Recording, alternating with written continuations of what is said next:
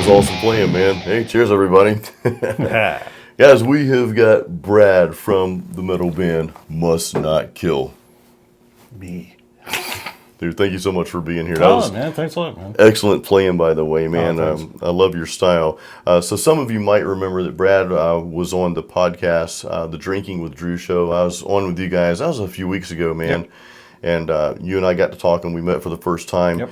And, of course, we just kind of hit it off. And after listening to Must Not Kill's latest EP, I was like, okay, I got to have you over to the studio. We got to get on the channel here. Oh, yeah, definitely, man. So really, really cool stuff. And guys, I wanted to bring Brad on to talk to you some about the style. Would you say it's death metal, kind of a thrash metal? I think it's just a happy mix of a lot of stuff. I mean, with Tom, our singer, being in the band, he came from more of a punk background. So it definitely has those elements in it. Aaron, my bass player, is definitely not a metalhead at all. He'll be the first one to tell you that. But what's great is I can just come up with the ideas of the songs and then everybody puts their flavor on it. So it just becomes Must Not Kill. You know, that's the best way I can describe it. I mean, obviously we're a heavy band. We love hardcore music, death metal, and everything around here, but we're really influenced by a lot of stuff. So we try to incorporate that in a very tasteful way. So that's why Must Not Kill can also go up against anybody. I mean, we can play with some of the heaviest bands on the planet. And we could also go on tour with, Mastodon or anybody, we can, I'm calling you out, Mastodon, Lamb of God. That's right. Any of you, Must Not Kill, we're ready. We are ready. And we're going to hear some more playing from you, too, Cool. throughout the video here, man. I definitely want to hear some more of your stuff, because I love your style, man. That was the thing I noticed the most, of course, being a guitar player. Usually I save this kind of stuff for the end. I know a lot of you are going to ask this question, so keep watching the video, because I'm not going to make you wait to the end. But, dude, what are you tuned to? C sharp. Just kind of fell into that tuning. I just like the sound of it. Basically, for me, I have a little bit of trouble with the lower registers. So me tuning to B or anything lower than that, it just starts blending in like one note. I love a lot of modern bands. I love like Slaughter to Prevail, and I just checked out Vexed. I don't know if you ever heard of them guys. Yeah, I've heard Has of a them. girl singer. Yeah. Incredible band.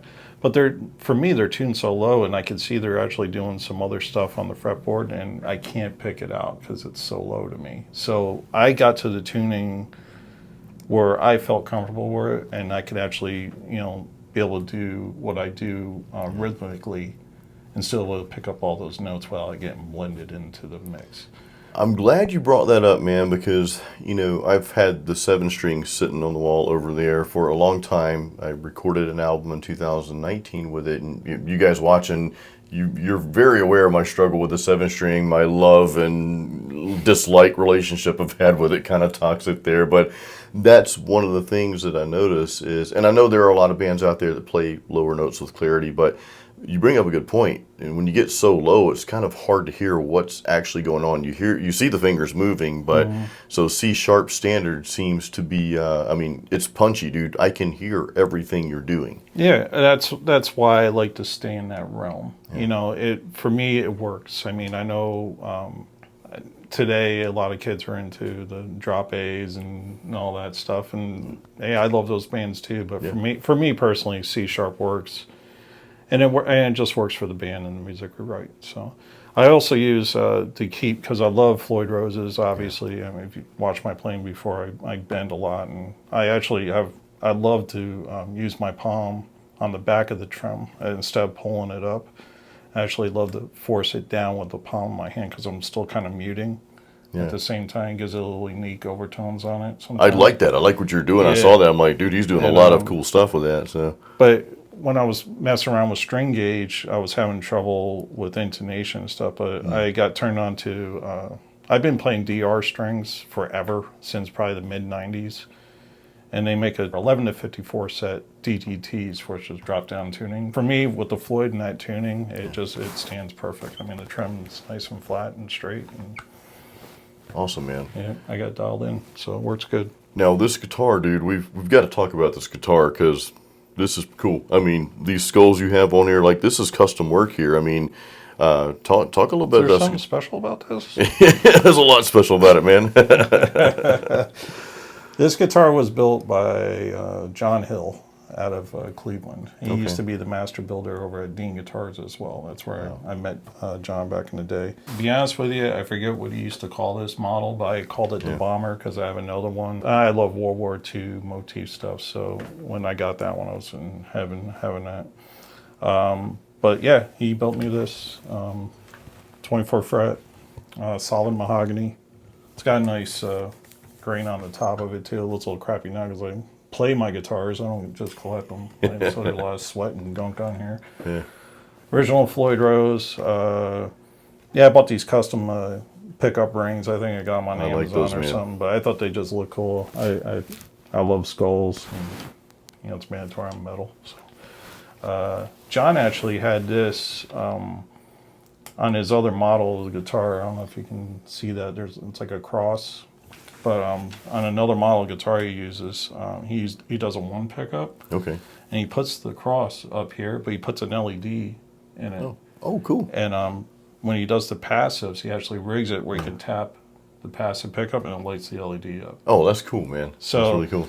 When he had these, I said, I want that. And I actually did that with the volume knob because I thought it looked cool. And I actually used a Telecaster tone cap.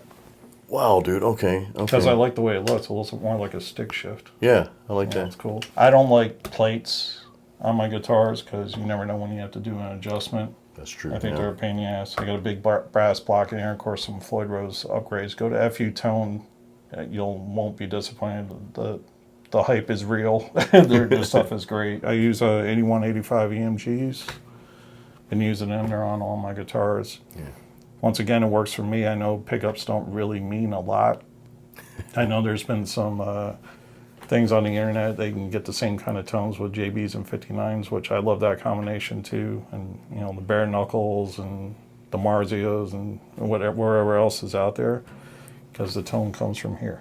So, but for me and my rig, the EMGs seem to really bring everything to life. So. There are people out there, believe it or not, that will argue against that. I've seen this, and I'm with you. I'm a true believer that the tone, or maybe let's go a little bit deeper and say the style is really what we're hearing, along with the tone. There are people that say, well, I did a tone test, and I've seen the test on the internet, but they'll have 3 people playing just chords.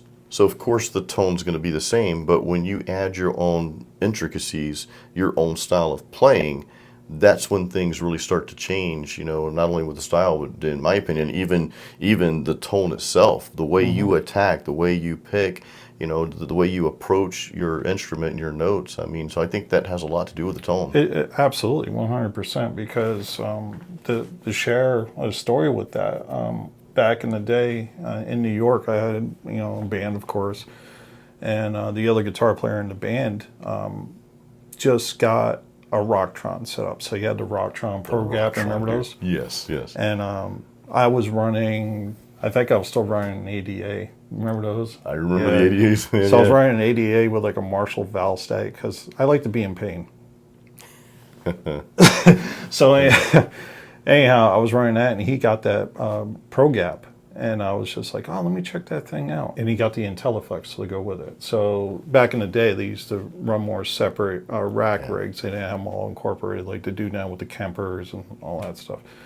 Anyhow, I get on his rig, which he played a Jackson soloist, really nice. I love the soloist, dude, yeah. If he ever sells that, it's mine. I told him, Mike, if you're watching this, you ever sell your Jackson, dude, come to Papa. All right, come to me first, dude. No. You don't know Mike, shut up. But anyhow, no, Mike's awesome, dude. I still talk to him to this day. But anyhow, he would even contest to this. I jumped on his rig, and he was just like, what the hell did you do? And I'm like, I'm just playing. You just played. But, it's all your body makeup and your hands and exactly what you were saying. The attack on the guitar and how you go about the actual playing is your tone. Because I can play this rig and I probably sound different than when you play it. Yeah. And it all comes down to your hands and what's inside, man. What's inside coming out. Yeah. So, Brad, your history as a musician, you've been playing music, professionally. I believe, since you were 19 years old, man. I mean, we were talking earlier.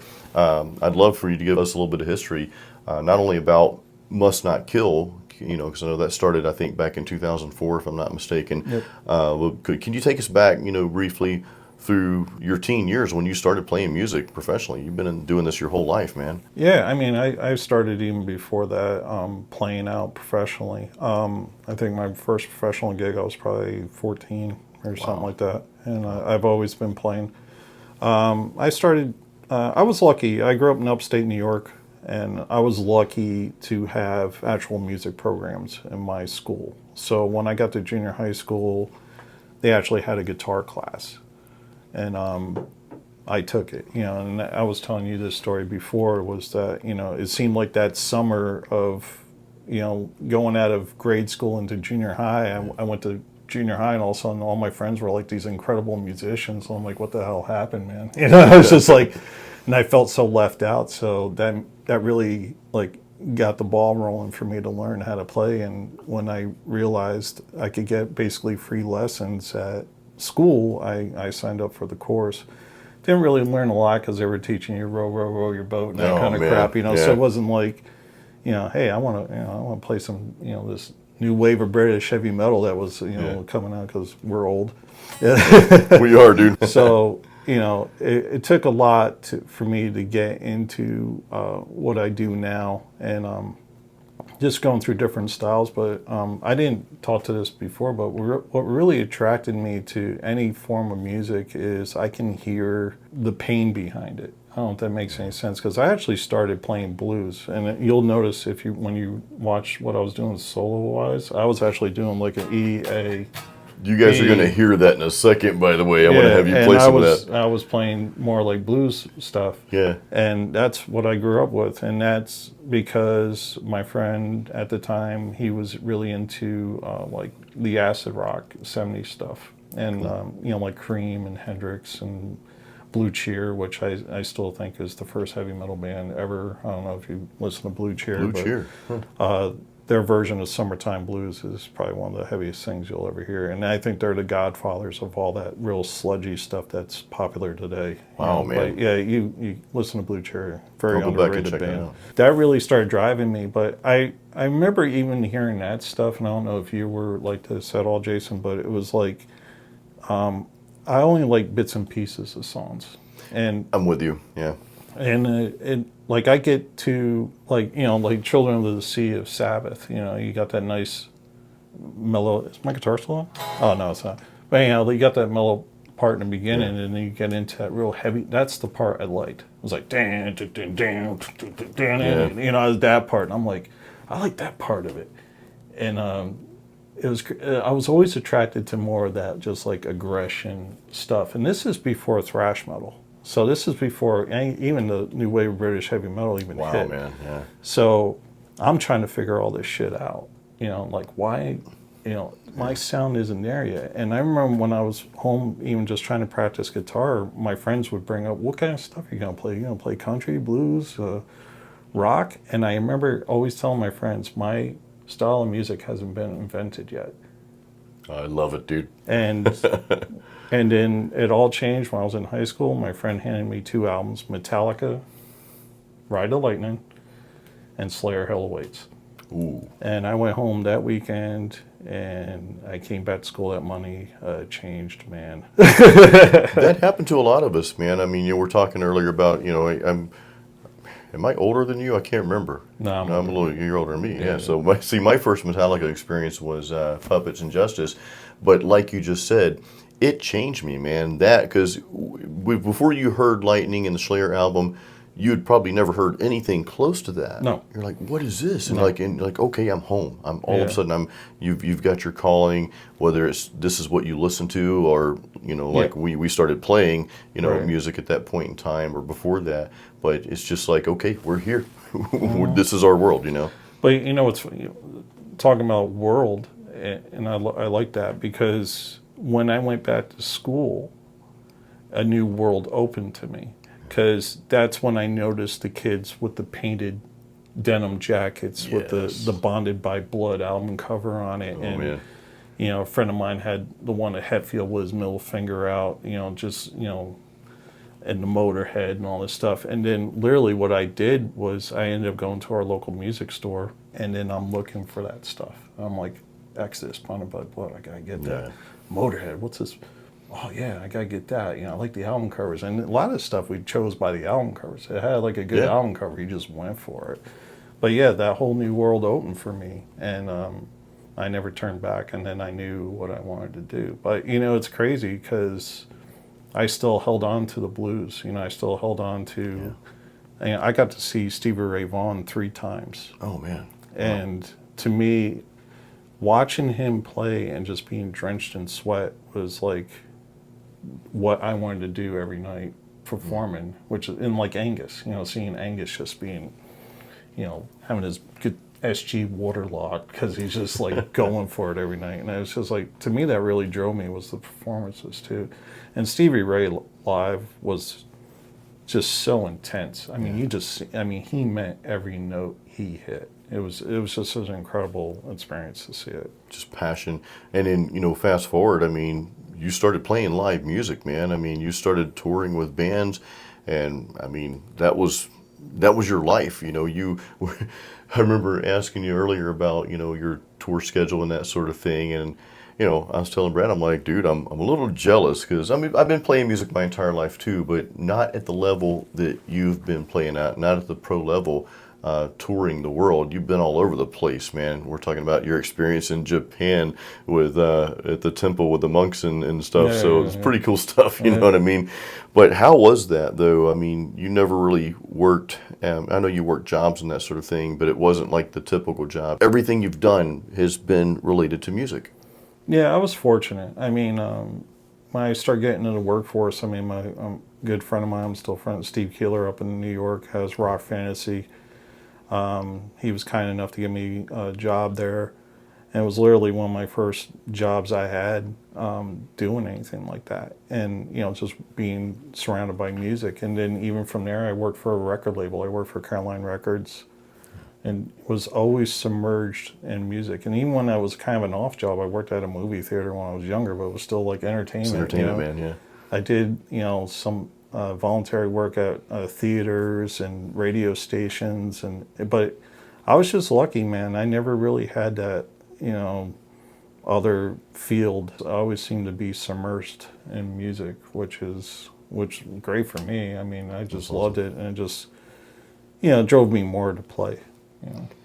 Now, would you say your most successful feat in music has been with Must Not Kill, or maybe not even most successful? Let me reword that, Brad, because success can be defined in different ways. But like your thing, your biggest thing that you have that you're most passionate about musically that you've ever done, would you say that's Must Not Kill? Currently, yeah. I mean, Okay. I love the band and the guys in the band. I mean, you met Will and Tom. And, Great dudes, great guys. Aaron's my brother. I know he's watching, and he's going to start crying. What's up, Aaron? We talked to Aaron on the phone that night. We were on the Drinking with Drew podcast. Yeah. I'll have a link to that podcast in the description of this video, along with some other stuff, Must Not Kill and all that good stuff. So do check the description of this video after you watch this, guys. But yeah, I mean, getting hooked up with Aaron, I love playing with him. I mean, he's just an incredible musician, and we seem to bounce off ideas very easily together. And I mean, we've been jamming a long time now. And with the addition of Tom, he came in like, it was like 2018, I think, and we did the Feed Me Violence with him. But, you know, Tom's just you know, he's a guy, you come up with a song, the next day he has lyrics for it. So, I mean, I love that, you know, consistency with him. And then the addition of Will, who's just solid. And he's a multi-instrument guy too. And, you know, he can definitely throw out suggestions and, you know, take songs in different ways you never thought. And that's the magic of what I love doing this, and especially with these guys, is that it's just not all on me. You know, I'll come up with like the basic idea of a song, but, you know, until Aaron and Will and Tom, you know, put their hands on it, it's not finished. You know, and that's the way I look at it. So to me, you know, it's like even a new song we're doing now, Will came up with the drum beat. Like he just started with a drum beat. And we just went with that, and we're Oh, that's writing all crazy, around man. that. So yeah, the new stuff that we're going to be doing is I'm pretty excited about already, and we only have like half of like maybe 4 songs together right now, but they're not even complete. But I'm like super excited about it. So I had success with other bands too. You know, I had a band back home called Fear Within. Granted, I think Most Not Kill is definitely has done a lot. You know, we were on the Mayhem for 4 years in a row. We played with just about everyone that's ever come through the area. You know, Fear Within back home, you know, we got to play with a lot of great bands. And when I go back home, a lot of people know me for that. And of course, I was in All Out War, which was signed to Victory Records, which is my buddy Eric. He's another brother from another mother. You know, I love that guy to death, Eric. Yeah. But yeah, he got me into jamming with those guys, and you know, I got to tour the world with those dudes. So I mean, success is what you want to make of it. You know, it's like, am I a rich rock star? No, but did I have a hell of a run? Hell yeah. Would I do it again? Absolutely. And it fulfills me. You know, this is what I wanted to do, and this is all I ever wanted to do. And I keep doing it. So. Yeah, but you're not done though, man. You're Not still, by that's far, the thing, man. you're still doing it. And actually, I want to talk about the latest EP you guys just released, but before we do that, you know, I promise you guys some lead work. Dude, you have some crazy solo work, so I'm going to share a clip of that real quick with you guys right now.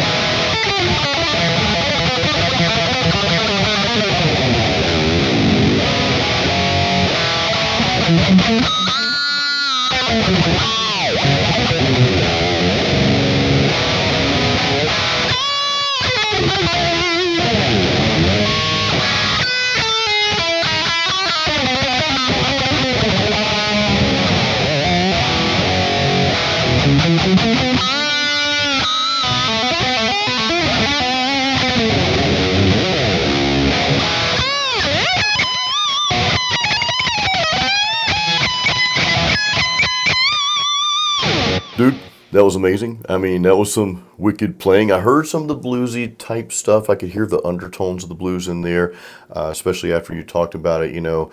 But you're all over the place, man. You're doing some just really creative stuff with your lead work there. And I know some of that was like some of the solos from the latest EP. So tell us about this EP, dude. Yeah, Junkfood Patriotism.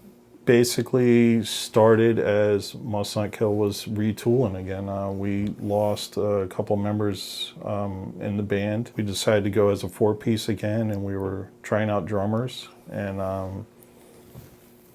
when we were discussing what we were going to do, we were actually kind of joking around with hardcore band names. And I talked about this on Drew's show. And we were basically making like the most notorious like hardcore band name, and of course Tom came up with the winner. But literally, that kind of set the tone for Junkfood Patriotism. And if you want to hear about more of that, go to Drew's thing. Yeah. Again, the link will be in the description. So Link will be in the description. Yeah. But that set the tone of us really writing more of a hardcore type album.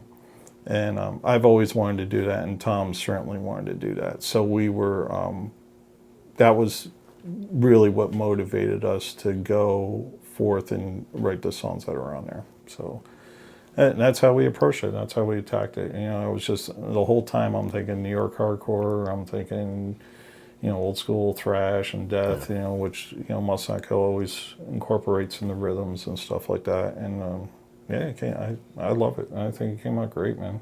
I do get that, I do get that classic, like just heavy metal, thrash metal sound from your playing in that album. But then, of course, when you hear Tom come in with the vocals, and amazing vocalist, by the way, Oh, no. he's got an amazing voice for this style, man. So that changes everything. Like you hear the music, maybe you expect something to happen, but then Tom comes in, and it's like, okay, well, this is what it is. It's kind of hard to call you guys, and that's why I asked.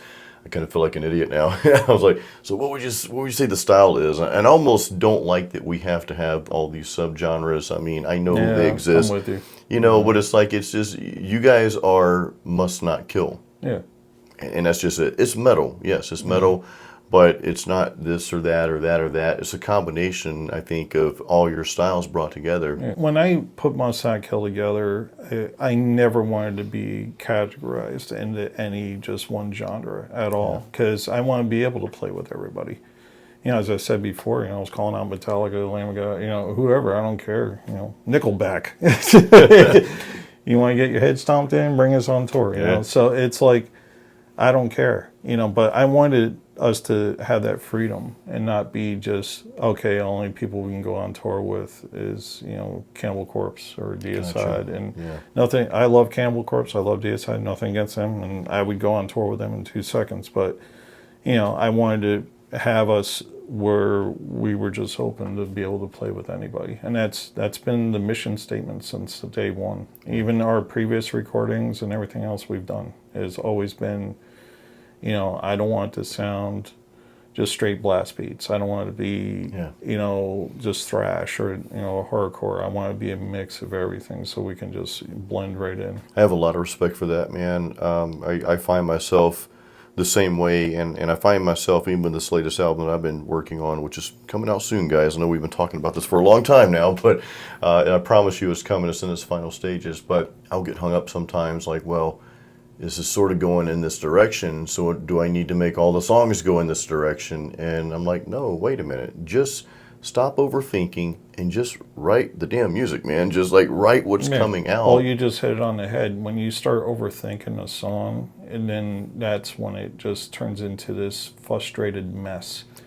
And it does, right?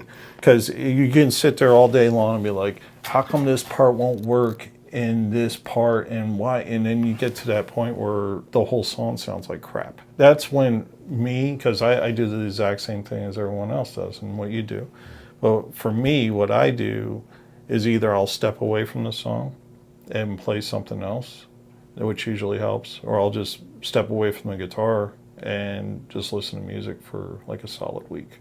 I like so that. I can clear my head of what that problem was, so I can get rid of it, And even like with the band, which was great, is that, I know you're doing your own solo thing, but for me, it's like, I come up with those ideas and then I'll say, hey, I don't know where I want this to go. Yeah. And that's where usually Aaron and the rest of the guys jump in and be like, hey, why don't we try this? Why don't we try this? Why don't we try this? And usually have all those ideas. I usually mash them all together, and then it comes into something a little different. And that was the next thing I was going to bring up too. I know you, you want everybody to have their creative freedom. You're not hoarding over the songs and like, well, you got to do this, you got to do that. I know you have an idea in your head. We talked about that. You have an idea of what you want the drums to kind of be in this part of the vocals or whatever. But everybody seems to have their own freedom. And when we were chatting with the band, when I met you the first time, everybody just seemed so happy about the band and so cool about it. A lot of times you can meet with a band and you can sense the tension. You guys don't have any of that, man. You're just like, hey, we're just writing some killer metal music, and here's what we came up with together. Yeah. Well, I think with all that, and of course we're older too, so I think we just learned, even at the start of this, was to check all that at the door. I like that. And that's been our kind of policy too. Is like, when we have band time, when it's rehearsal time, let's leave all that crap outside the door and just focus in on what we're doing. And I was not here, but I know on Drew's show I was talking about like toxicity, and that's when all that can really boil over in a band. And that's been my experience. Like, a lot of people are bringing their own personal issues into that band room. And if you can't check that at the door and just concentrate on the moment, it's never going to work out, because you're letting that negative, energy go into a room. I mean, this might sound hippie-ish or whatever, but it's true, because It is true. if you get into that vibe of that, and then all of a sudden you're walking on eggshells, and how can you have any freedom or creativity when you're constantly walking on eggshells with people? Like, how do we approach this person about these shows? How do we approach this person about this way this song's going? Yeah. It's not going to work. It's gone. Man. Yeah. So, yeah. Check it out the door. That's all I can say. Anybody starting a band, check your egos at the door. Yeah. Check your narcissism and everything else at the door, and work as a group. Because when you work as a group, it gets done. That's it. And I would say too, and I'm not in a band right now. I want to start something soon, or I'm going to lean on you for probably some tips when that time comes here, because I miss playing with bands and stuff. I've been doing my studio work here, my solo albums, and of course, I like your drummer Will. We both play live solo acoustic gigs, completely different from playing metal, But Yeah. I'm dying to get back on stage and to play my own music, metal music. That's probably one of the biggest reasons why bands break up is the ego, but then, like you said, bring in the personal problems. Now, this is going to sound a little harsh to some people, but I would say do your best not to create personal problems so that you don't have those to bring to practice. You and I are very fortunate.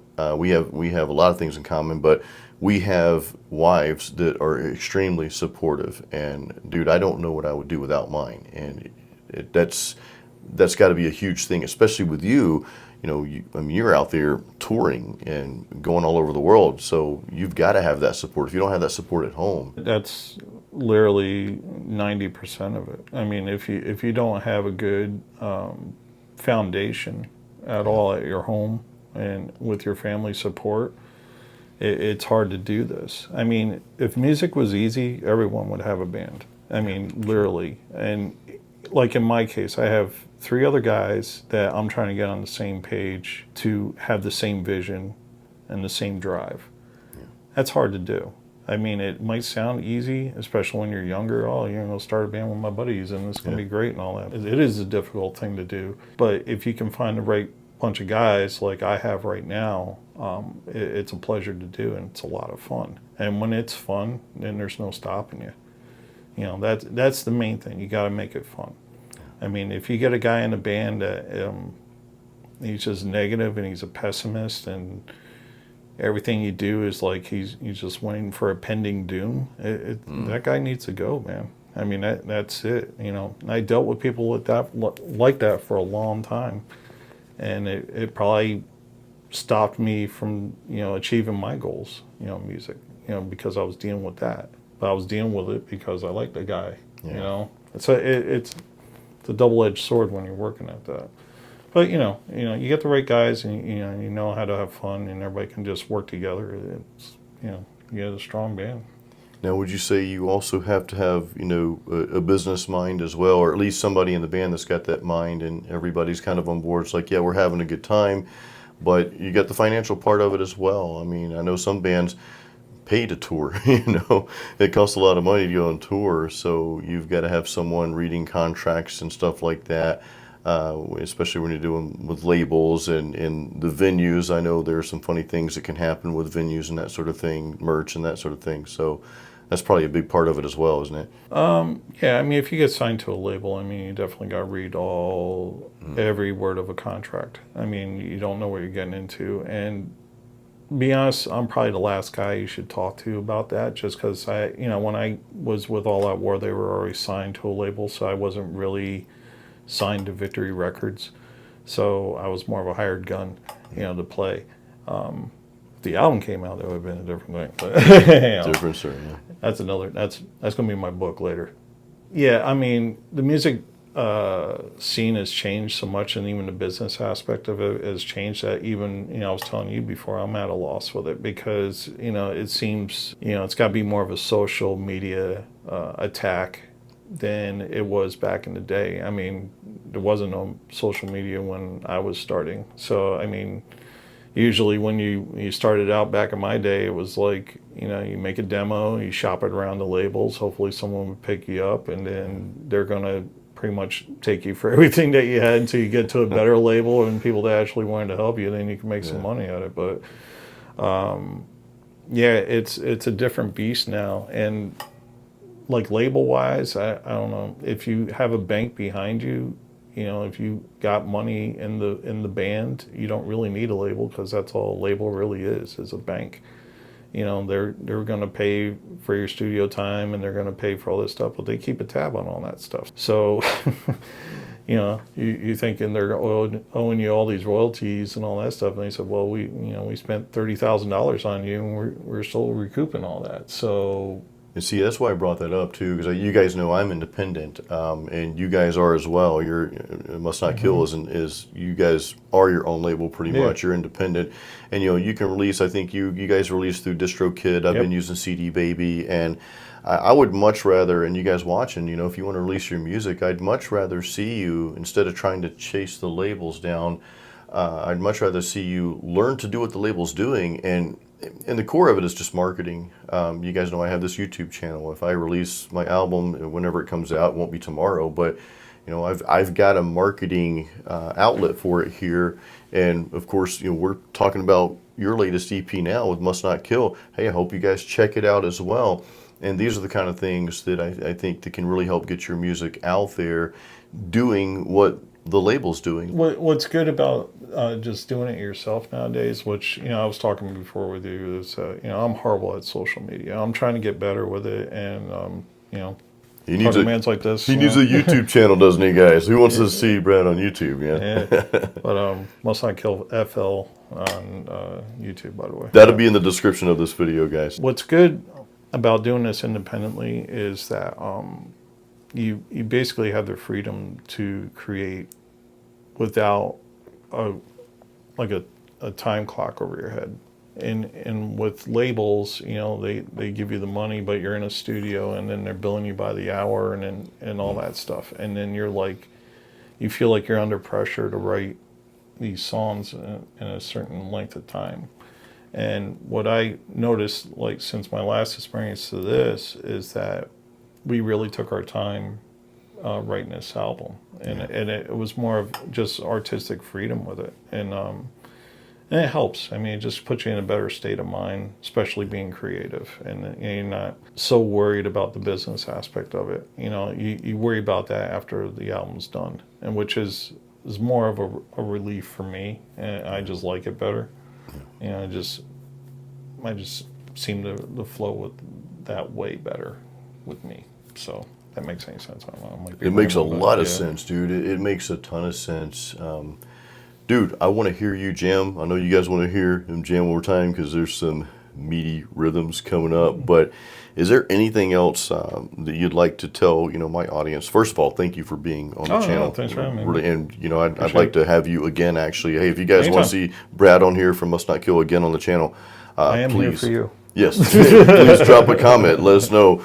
Maybe we'll go live next time or something like that. We'll do that soon. But Sounds cool. Is there anything you'd like to leave my audience? Any tips out there? Because most of my audience here are guitar players, and some of them are some of you guys, you play as a hobby, and that's fine. Some of you have more aspirations, though. The best piece of advice I can give anyone that is playing, and especially starting out as playing, is to play what you like. And that doesn't mean, like, there's a lot of stuff online, there's a lot of books you can buy of, tablature and all that stuff that you can get, but get the stuff that you like to play. If you're a Rush fan, get a Rush book. If you love Metallica, Megadeth, download that stuff and just figure it out. Because when I started playing, I didn't have two nickels to rub together. I never had lessons or any of that stuff. I had to kind of just figure it out. But what I did, I went to go get magazines that had tab in it. I got those and got vinyl and slowed the vinyl down so I could hear the notes and what was going on. And this is what I had to do. I mean, but now with the technology today, you can learn just about anything online. So just learn what really drives you and what's passionate to you. Also with that, you also gotta crawl before you walk. So I mean, there's some basic stuff you should learn before you're trying to rip Megadeth solos. Brad, dude, I appreciate you being on. Thank you so much. Thanks, man. I appreciate you it, being man. here. And guys, hey, check out Must Not Kill, their latest. I've got that. I've got the YouTube channel, all that good stuff. All that's in the description of this video. We'll also have a link to the Drinking with Drew podcast. That one's a little lengthy, but hey, if you got some time to kill, or maybe if you're at work and work kind of sucks because work sucks, we'll listen to that. And watch the effects of alcohol. Yes, do that. So check those out, guys. All the links. Do listen to their latest EP. It's awesome. I remember listening to it for the first time. I'm like, okay. That was when I was on my way to the show to meet you guys. And I just listened to it, of course, picking up our dinner tonight. So great stuff, man. Awesome music. I know you guys will love it. Check those out, guys. And hey, drop us a comment if you have any questions for Brad here about his history as professional musician. I mean, this dude's toured all over the world. If you'd like to see him back on my channel, definitely drop that in the comments, guys. As always, keep it metal.